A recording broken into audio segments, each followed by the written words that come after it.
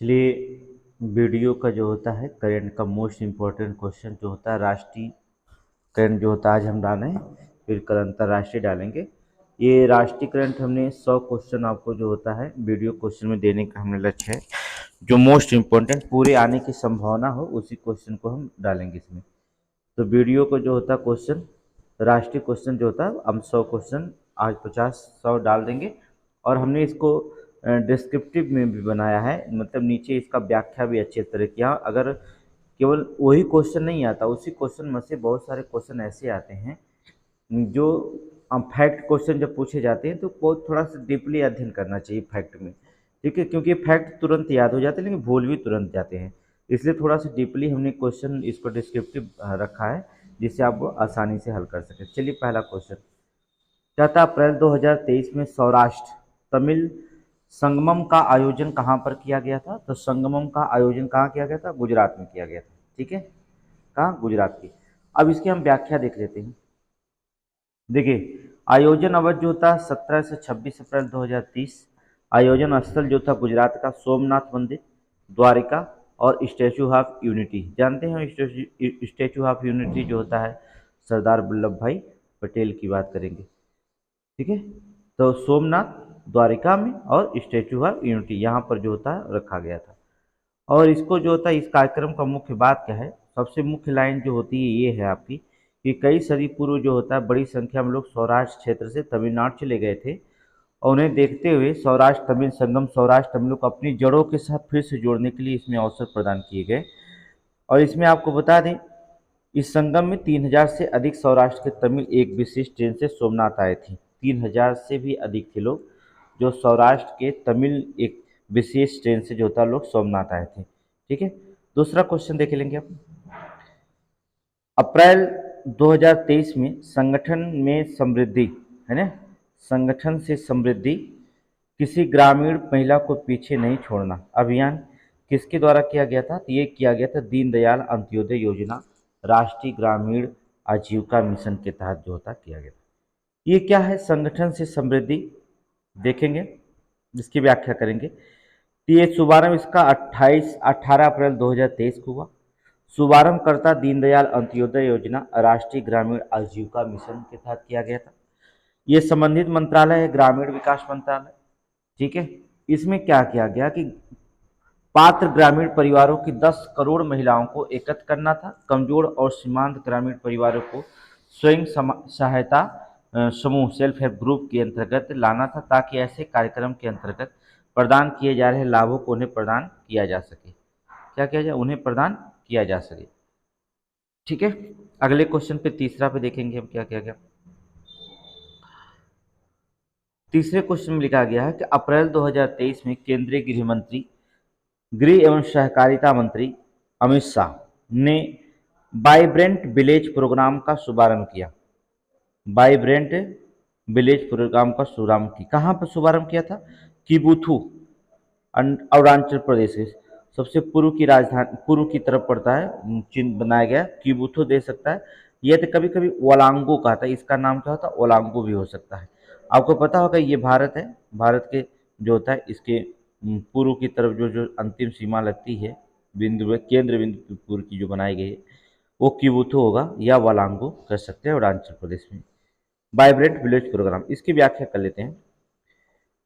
देखेंगे इसकी योजना का अवधि 2022-23 से 2025-26 तक होगा। 4800 करोड़ रुपये खर्च किया जाएगा। इसमें काम क्या किया जाएगा कि जो सीमावर्ती गांव हैं, गांव से मूलभूत सुविधाओं को पहुंचाना होगा और रोजगार की व्यवस्था किया जाएगा जो वहाँ से लोग पलायन हो रहे हैं।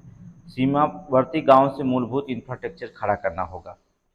ये अरुणाचल प्रदेश के पहले में जो होता है 19 जिले 46 ब्लॉक में से जो होता है हम पहले 11 जिलों में और 28 ब्लॉक में 1451 गाँव में शामिल किया गया है।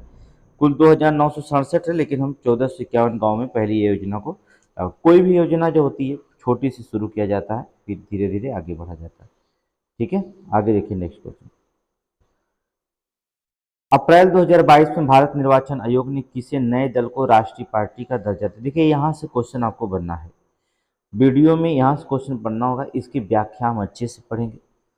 कितने राष्ट्रीय दल की मान्यता प्राप्त पार्टियां बच गई हैं? 6, 3 हटा दी गई हैं, नहीं तो 9 पार्टियां हो जाती।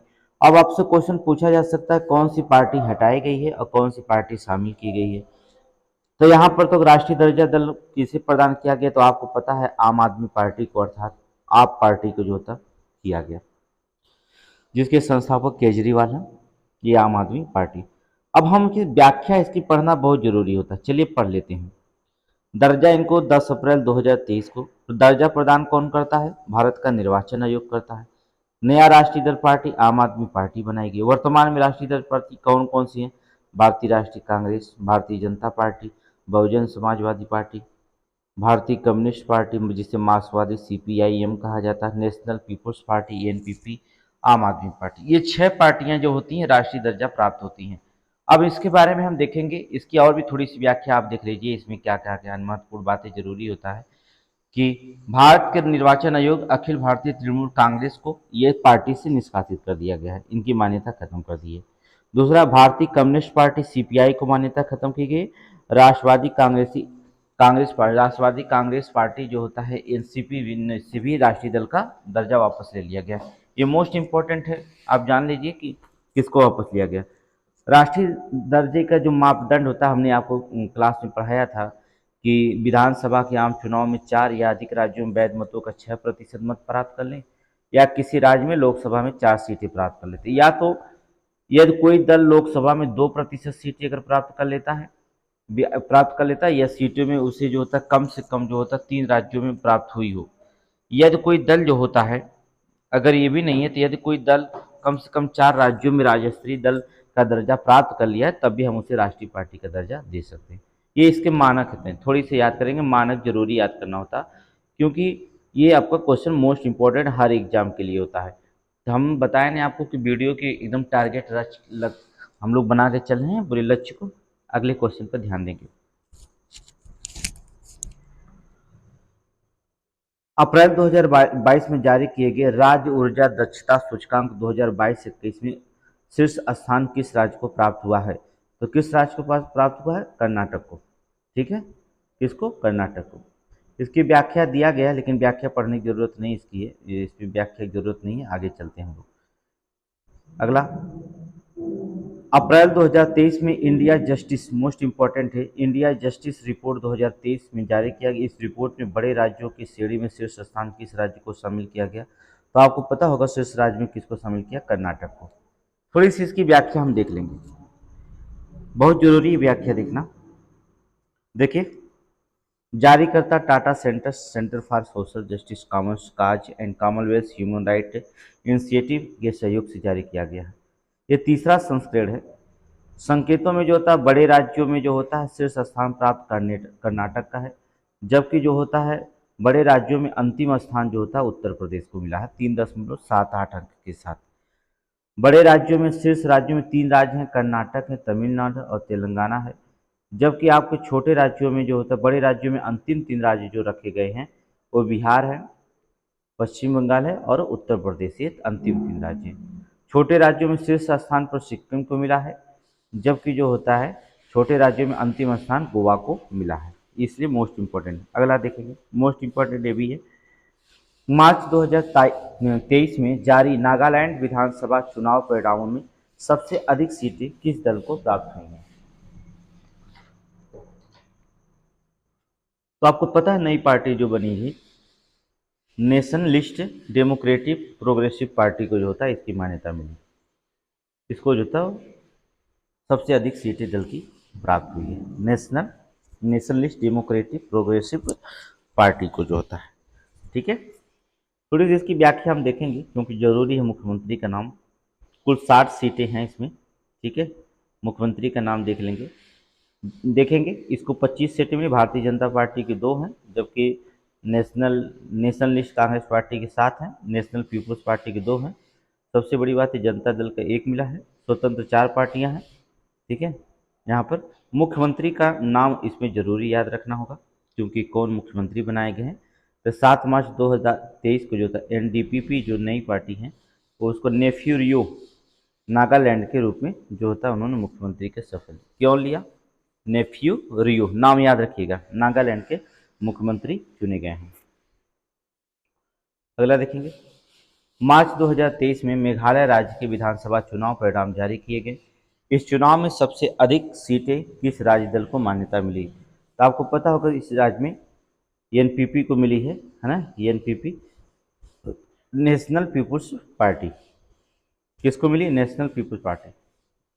अब मेघालय राज्य में कितनी सीटें हैं ये जानना बहुत जरूरी, क्योंकि मेघालय, असम, त्रिपुरा सीटों की संख्या देखेंगे एग्जाम में बहुत पूछा जाता है कि मेघालय में कितनी सीटें, नागालैंड में कितनी सीटें, त्रिपुरा में कितनी सीटें हैं, ये विधानसभा की कितनी सीटें हैं मिलान करने के लिए आता है। इसलिए थोड़ा सा इसकी व्याख्या बहुत जरूरी है, इसलिए हम व्याख्या को छोड़ेंगे नहीं, व्याख्या को पढ़ेंगे।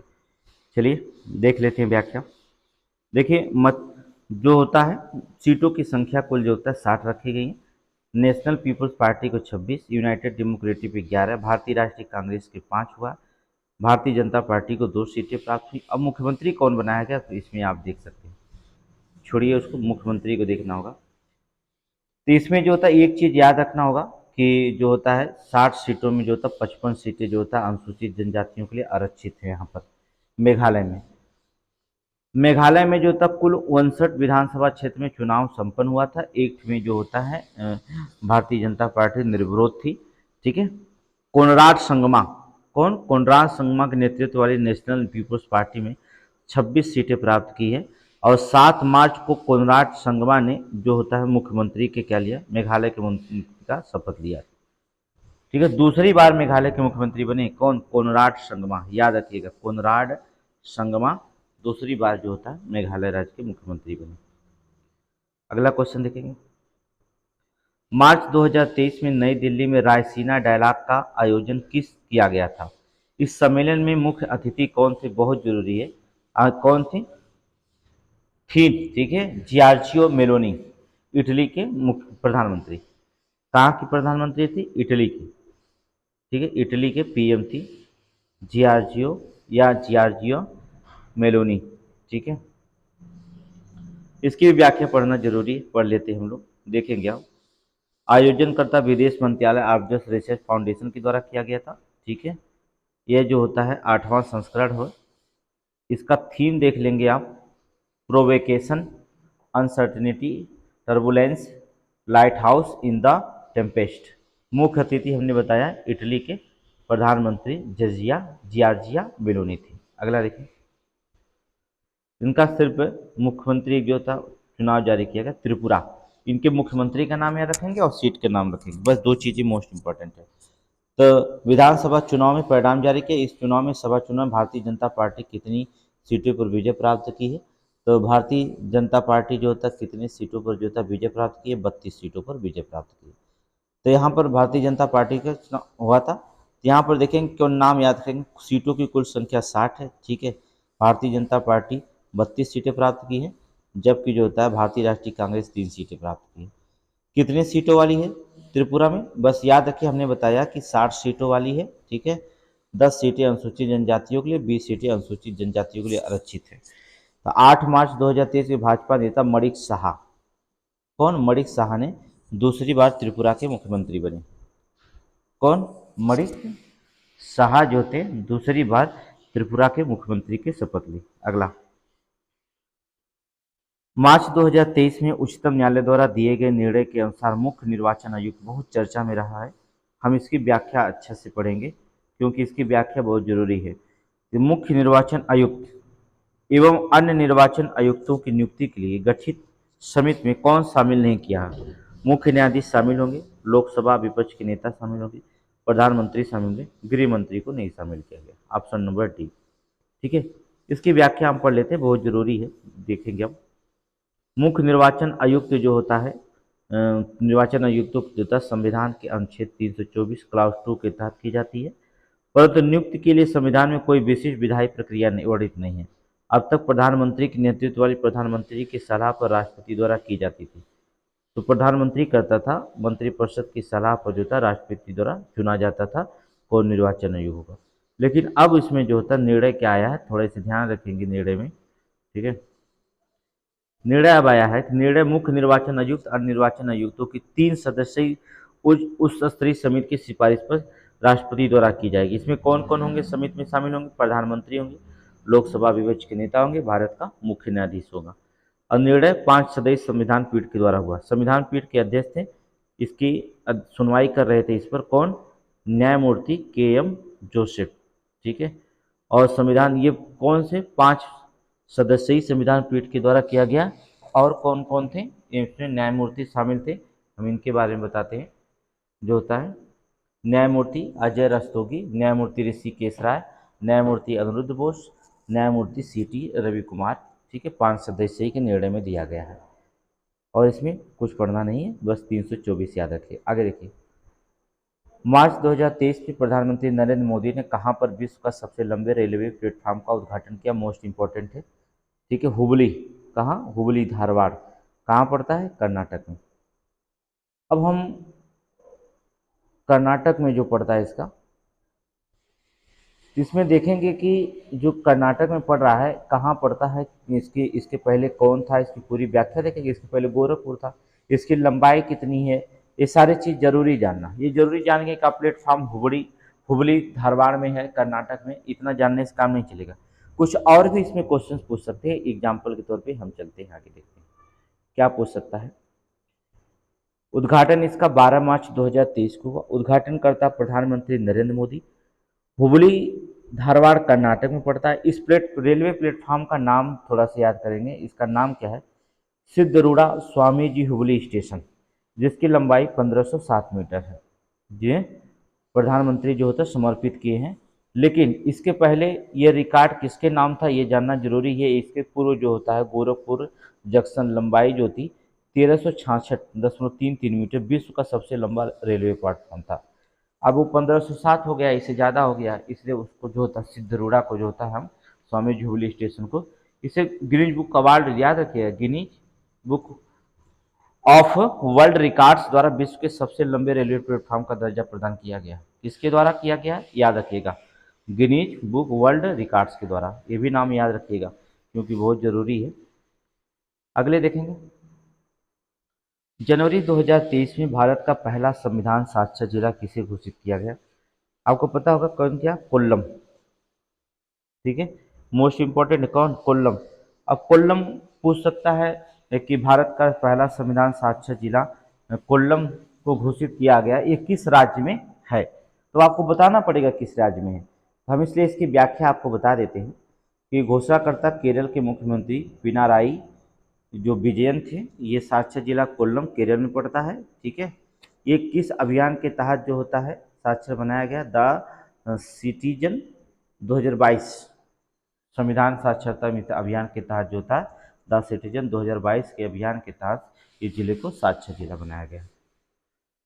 अगला, जनवरी 2023 में जारी देश का पहला पूर्ण डिजिटल बैंकिंग राज्य कौन सा घोषित किया गया। देखिए ये भी मोस्ट इंपॉर्टेंट, डिजिटल जहाँ ज़्यादा पढ़े लिखे होंगे सबसे ज़्यादा इसमें उत्तर प्रदेश, महाराष्ट्र, कर्नाटक, केरल में सबसे ज़्यादा साक्षरता कहाँ, केरल की है। तो यहाँ पर जो होता है डिजिटल बैंकिंग राज्य घोषित किया गया केरल, किसके द्वारा, मुख्यमंत्री पिनराई विजयन की घोषणा करता है। बहुत जरूरी होता है कि केरल के उपलब्धि भारतीय रिजर्व बैंक की डिजिटल भुगतान परिस्थिति तंत्र का विस्तार और गहनता योजना के तहत शामिल किया गया है, ये मोस्ट इंपॉर्टेंट है, ठीक है। व्याख्या जो इंपॉर्टेंट बता रहे हैं उसी को याद करेंगे, सारी व्याख्या याद करने की जरूरत नहीं। अगला देखिए, मार्च 2023 में यूरोपीय आयोग ने किस भारतीय उत्पाद को संरक्षित भौगोलिक संकेत का दर्जा प्रदान किया। कौन किया है, यूरोपीय आयोग। जीआई टैग की जगह पीजीआई टैग माना गया है। तो कौन सा, कांगड़ा चाय। कौन से चाय को जीआई टैग, यूरोपीय भारतीय उत्पाद को संरक्षित भौगोलिक संकेत मिला है, कांगड़ा चाय को। अब एक क्वेश्चन पूछा जाएगा, कांगड़ा चाय पूछा जा सकता, नहीं भी पूछा जा सकता, लेकिन कांगड़ा चाय कहाँ पैदा होता है ये तो पक्का पूछा जाएगा, इसलिए इसकी व्याख्या देखना बहुत जरूरी है।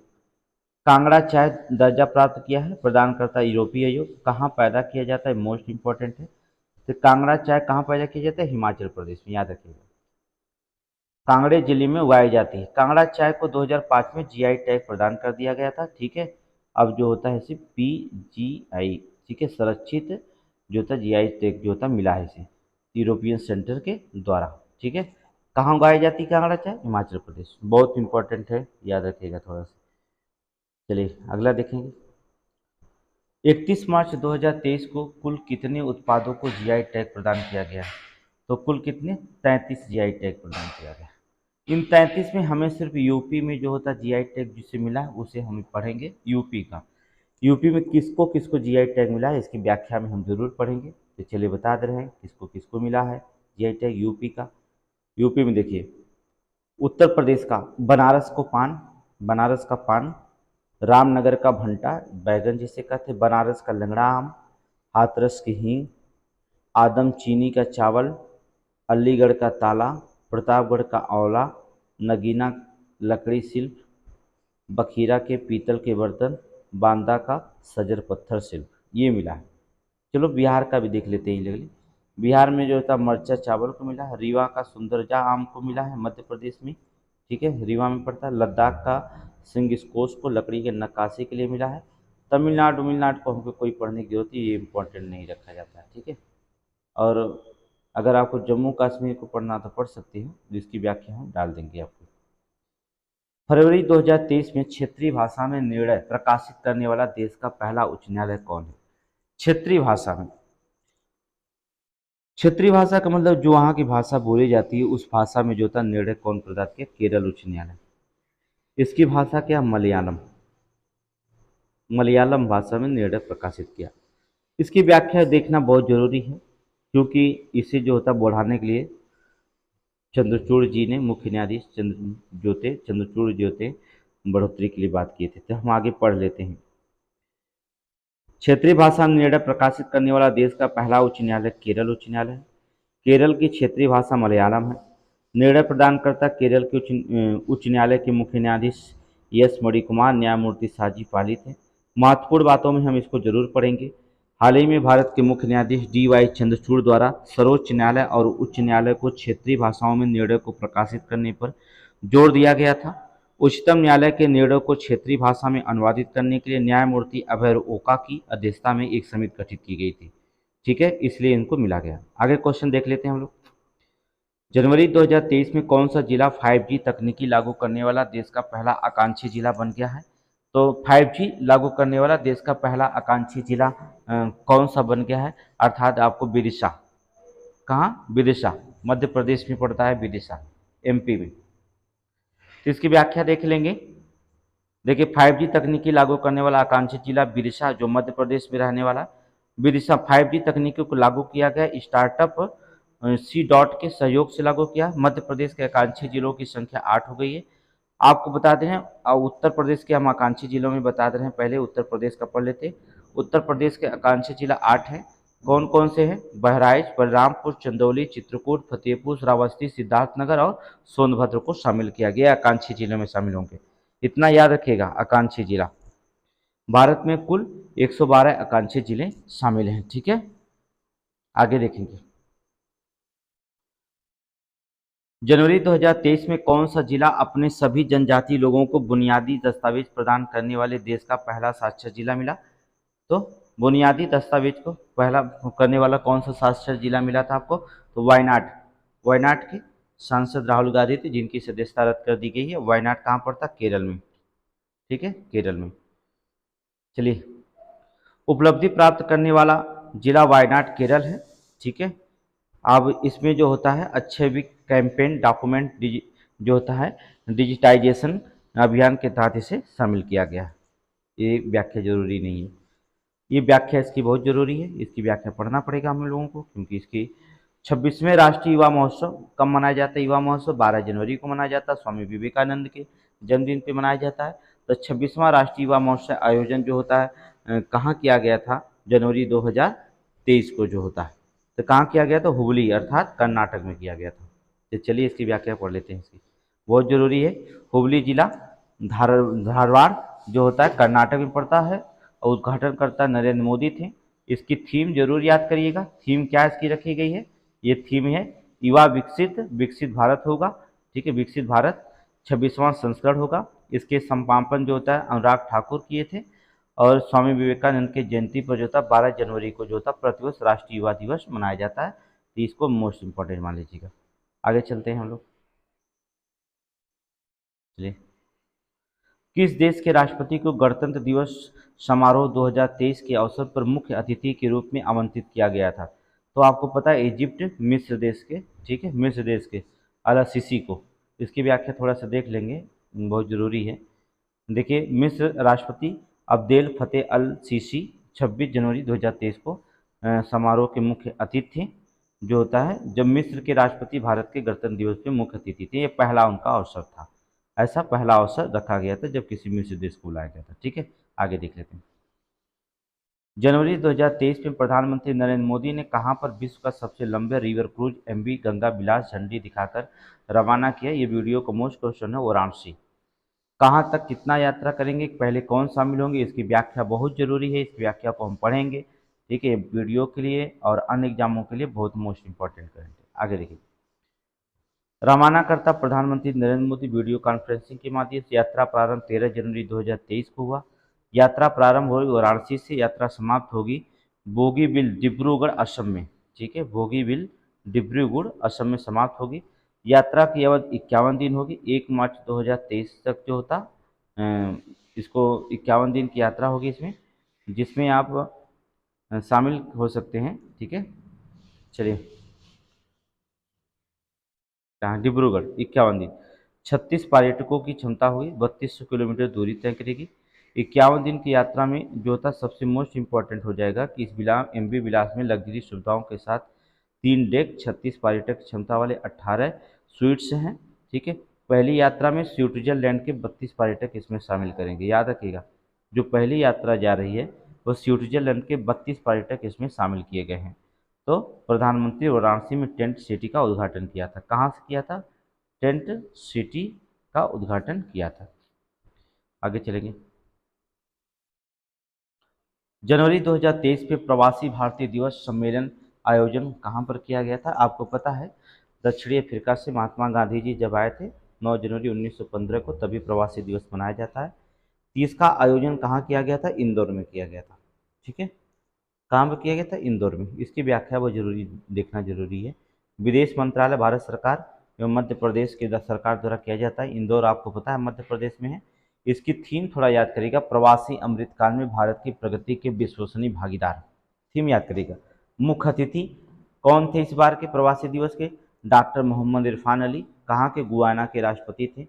सम्मानित अतिथि थे जनेटा जो था मैस्करेनहाश, ऑस्ट्रेलिया संसद के सदस्य थे। और विशेष सम्मानित अतिथि जो थे वो चंद्रिका प्रसाद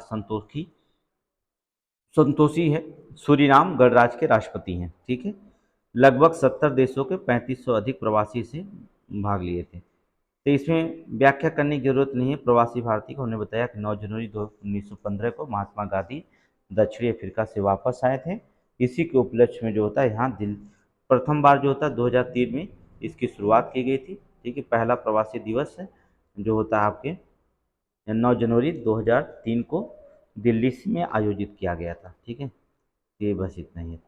आगे, जनवरी 2023 में केंद्रीय मंत्रिमंडल ने राष्ट्रीय हरित हाइड्रोजन मिशन को मंजूरी प्रदान की। इसे संबंधित निम्न कथनों पर विचार कीजिए। तो निम्न कथनों पर विचार करना, इस मिशन का प्रारंभिक व्यय 19,744 करोड़ रुपये सही है। इससे प्रतिवर्ष कम से कम 5 मिलियन मीट्रिक टन की हरित हाइड्रोजन उत्पादन क्षमता विकास होगा, ये भी सही है। इससे ग्रीन हाइड्रोजन गैस उत्सर्जन में प्रतिवर्ष लगभग 50 मिलियन मीट्रिक टन जो होता है कटौती की संभावना है, ये भी सही है। लगभग सभी सही है। ठीक है, इसको व्याख्या पढ़ने की जरूरत नहीं है क्योंकि व्याख्या इसकी बहुत लंबी है, तो ज़्यादा आप क्या करेंगे। जनवरी 2023 में अखिल भारतीय पीठासीन अधिकारियों ने 83वां सम्मेलन कहाँ आयोजन किया था? जो पीठासीन अधिकारी जो थे 83वां सम्मेलन कहाँ आयोजित किया था? तो जयपुर राजस्थान में। कहाँ? जयपुर राजस्थान में। इसकी थोड़ी व्याख्या देखेंगे जरूर। उद्घाटनकर्ता उपराष्ट्रपति जगदीप धनखड़ थे। सम्मेलन लोकसभा अध्यक्ष ओम बिरला भाग लिए थे। राज्यसभा उपसभापति हरवंश समेत कई विधानसभाओं के अध्यक्ष उपाध्यक्ष इसमें भाग लिए थे।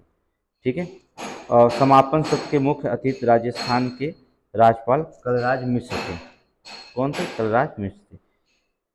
पीठासीन अधिकारियों का पहला सम्मेलन 1921 में शिमला में आयोजित किया गया था। अगला क्वेश्चन देखेंगे। जनवरी 2023 में जल पर राज्य मंत्रियों के पहले अखिल भारतीय वार्षिक सम्मेलन वाटर विजन एट 2047 का आयोजन कहाँ किया गया था? तो कहाँ किया गया था? भोपाल में किया गया था। ठीक है, भोपाल में किया गया था। मान लीजिए अगर आवाज़ बाहर से थोड़ी आती है तो इस बिल्डिंग में थोड़ा सा डिजिटल बोर्ड लग रहा है, थोड़ी सी दिक्कत होगी, तो उससे कोई दिक्कत नहीं। आगे देखेंगे, जनवरी 2023 में किस रेलवे स्टेशन को भारतीय खाद्य सुरक्षा एवं मानक प्राधिकरण द्वारा 5 स्टार रेटिंग, मोस्ट इम्पोर्टेंट है 5 स्टार रेटिंग खाद्य सुरक्षा में, जिसे FSSI, ठीक है, इट राइट स्टेशन सम्मानित किया गया है। मोस्ट इम्पोर्टेंट है, इसको देखेंगे कहाँ किया गया। तो कहाँ किया गया? Varanasi cantt railway station Varanasi, ठीक है, इसको दिया गया। 5 रेटिंग जो होता है, इसके पहले भी कई रेटिंग्स दिए गए हैं, जिसमें रखे गए थे कौन कौन से rating, Anand Vihar terminal railway station Delhi, ठीक है, और छत्रपति शिवाजी टर्मिनल मुंबई, ठीक है, मुंबई सेंट्रल रेलवे स्टेशन जो होता है मुंबई, वडोदरा रेलवे स्टेशन चंडीगढ़, आज को स्टार मिल चुका है, ठीक है। ये आपका Prayag junction railway station Uttar Pradesh का पहला जो होता है, प्रयाग जंक्शन उत्तर प्रदेश में जो होता है इट राइट स्टेशन घोषित किया गया, पहला ऐसा था। अगला, जनवरी 2023 में राष्ट्रीय जीनोम संपादन प्रशिक्षण केंद्र का उद्घाटन कहाँ पर किया गया था? प्रशिक्षण केंद्र का उद्घाटन कहाँ किया गया था? तो आपको किया गया था मोहाली में, मोहाली पंजाब। मोहाली कहाँ पड़ता है? पंजाब में, ठीक है, बस इसको व्याख्या ना देखने की जरूरत है। अगला, जनवरी 2023 में भारत के सबसे बड़े हॉकी स्टेडियम का उद्घाटन कहाँ पर किया गया था? सबसे बड़ा हॉकी स्टेडियम जो उद्घाटन किया था वो राउरकेला, ठीक है, राउरकेला में किया गया था। इसकी व्याख्या एक लाइन देखेंगे, नवीन पटनायक मुख्यमंत्री, उड़ीसा में पड़ता है राउरकेला, ठीक है, 261 करोड़ रुपये के, दर्शक क्षमता जो होता है इसके 20,000 से अधिक है, ठीक है, यहाँ पर रखा है। अगला क्वेश्चन देखेंगे, जनवरी 2023 में राष्ट्रपति द्रौपदी मुर्मू ने कहाँ पर एक संविधान उद्यान का उद्घाटन किया है? तो कहाँ पर किया है? आपको हमने बताया था राजभवन जयपुर, राजभवन जयपुर। इसकी व्याख्या जरूर देख लीजिए थोड़ी सी। ये राष्ट्रपति ने राजस्थान में मयूर स्तंभ राष्ट्रीय ध्वज पोस्ट का भी उद्घाटन किया और उन्होंने महात्मा गांधी महाराणा प्रताप की प्रतिमा पर अनावरण भी किया, ठीक है, ये राष्ट्रपति में, तो जयपुर में। अगला देखेंगे, जनवरी 2023 में भारत की पहली हरित हाइड्रोजन मिश्रण परियोजना किसके द्वारा प्रारंभ की गई थी? तो NTPC के द्वारा की गई, नेशनल पावर थर्मल कॉर्पोरेशन के द्वारा की गई थी, इसमें ये रखा गया था। अगला क्वेश्चन देखेंगे, दिसंबर 2022 में केंद्रीय गृह मंत्री अमित शाह ने कर्नाटक के किस स्थान पर दुग्ध प्रसंस्करण क्षेत्र मेगा डेयरी का उद्घाटन किया था? तो मेगा डेयरी का उद्घाटन क्या किया था? मैसूर को लेकर। तो कर्नाटक को में जो होता है वहाँ पर नंदी दुग्ध जो होता है चलता है, हाँ, गुजरात में अमूल, गुजरात का जो था अमूल कर्नाटक में जो होता है प्रवेश करने की बात कही गई, जिससे उद्घाटन किया गया प्रसंस्करण क्षेत्र का, जिससे बड़ा विरोध हुआ कर्नाटक में कि हमारे जो होता है दूध पर फर्क पड़ेगा, जो होता है अमूल दूध अगर प्रवेश करता है यहाँ पर, तो बड़ा विरोध हुआ था इसको लेकर के राजनीतिक पार्टियों में, तो इसको व्याख्या जरूरत नहीं है। दिसंबर 2022 में प्रधानमंत्री नरेंद्र मोदी ने वीडियो कॉन्फ्रेंसिंग के माध्यम से वंदे मातरम एक्सप्रेस को हरी झंडी दिखाकर रवाना किया। ये कहाँ है? ये आपको बता दिया गया, कहाँ पर? पटना से हावड़ा, नहीं, पटना से हावड़ा था, हावड़ा को न्यू जलपाईगुड़ी से, ठीक है, जो न्यू जलपाईगुड़ी से, ठीक है। अगला देखेंगे, इसको 36वां को छोड़ दीजिए, आप इसको देख लीजिए। सड़क परिवहन राजमार्ग मंत्रालय द्वारा जारी वार्षिक रिपोर्ट, भारत में सड़क दुर्घटनाएं जो थी 2021 में कितनी जान गंवानी पड़ी थी? तो आपको कितनी जान गंवानी पड़ी थी हम व्याख्या करेंगे इसका, 1,53,972 लोगों की जान गई थी, ठीक है। तो थोड़ी सी वीडियो आज यहीं पर समाप्त करते हैं, थोड़ा सा वर्क हो रहा है, फिर इसके बाद जो था दूसरी वीडियो आज ही जो था शाम को हम प्रोवाइड कर देंगे आप लोगों को, ओके।